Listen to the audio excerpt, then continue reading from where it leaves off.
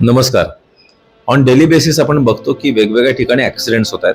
न्यूजपेपरमध्ये आपण बघतो, आपण टीव्हीमध्ये बघतो, कधी लाईव्ह ॲक्सिडेंट्स पण आपण बघितले जातात. आणि राहून राहून मनात एकच विचार येतो की यांच्या फॅमिलीचं काय होत असेल.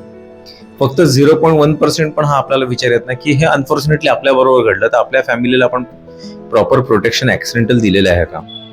ॲक्सिडेंटल पॉलिसी अशी पॉलिसी की जी फेमस नाहीये. अनफॉर्च्युनेटली कुठलीही कंपनी ते मार्केट करत नाही, कुठल्याही एजंट ती मार्केट करत नाही. आणि मला मनापासून वाटतं की तुमचं ते प्रोटेक्शन असावं. 50 लाखाच्या ॲक्सिडेंटल कव्हरसाठी, ॲक्सिडेंटल डेथसाठी, ॲक्सिडेंटल परमनंट डिसेबिलिटी 2 लिम्स जर का अफेक्ट झाले तर ते 50 लाख मला मिळावेत.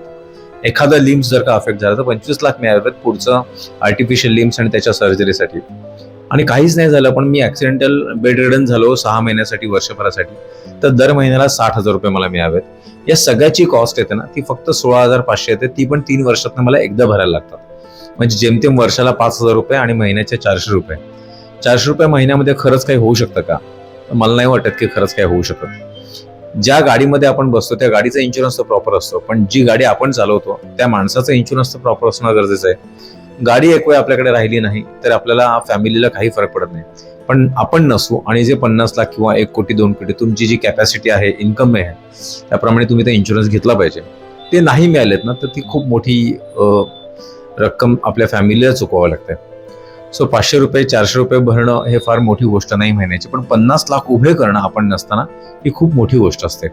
1 कोटीसाठी तेच 750 रुपये महिन्याचं भेटते, 2 कोटीसाठी तेच 1400 रुपये महिन्याचं येतात. 1400 रुपये महिने आपण एकदा हॉटेलिंग जरी केलं ना तरी सुद्धा आपले संपतात. आणि तेच 2 कोटी उभे करायचे असतील आपल्या फॅमिलीला आपल्यानंतर ते खूप डिफिकल्ट जातात. मला प्रत्येकाला ही विनंती आहे की तुमचं इन्कम जर का असेल तर अशा पद्धतीचं प्रोटेक्शन जे सगळ्यात अनप्रेडिक्टेबल आहे ते तुम्ही नक्की करा.